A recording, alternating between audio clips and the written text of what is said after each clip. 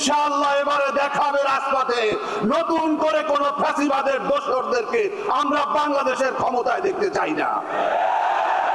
আজকে যারা গণতন্ত্রের কথা বলতো তাদের মুখে আজকে দেখা যায় ফ্যাসিবাদের বাণী।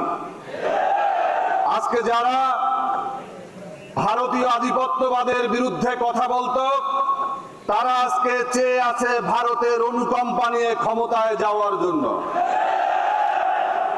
আমি একটা জায়গাতে দীর্ঘদিন যাবৎ আন্দোলন সংগ্রাম করেছি যেখানে আপনারাও সাথী ছিলেন, এবং সেই জায়গা থেকে আমরা চেয়েছিলাম যে বাংলাদেশের জন্য একটি সুন্দর বাংলাদেশ নির্মাণ করতে পারবো, কিন্তু আমরা দেখেছি যখন আর সম্ভব নয় আমরা সেখান থেকে কেটে পড়েছি, শুধুমাত্র বের হওয়ার রাস্তা খুঁজেছিলাম। আল্লাহ রাব্বুল আলামিনের কাছে শুকরিয়া, আমি আশায় তারাও স্বস্তি বোধ করেছে। এই কারণে আমি একজন ভারত বিরোধী, আমি একজন ইসলামপন্থী, এজন্য তারাও নাকি নিজেদেরকে ভাগ্যবান সৌভাগ্য মনে করছে। আমিও শুকরিয়া, তারাও শুকরিয়া। ইনশাআল্লাহ এবারে দেখাবে রাজপথে নতুন করে কোন ফ্যাসিবাদের দোসরদেরকে আমরা বাংলাদেশের ক্ষমতায় দেখতে চাই না।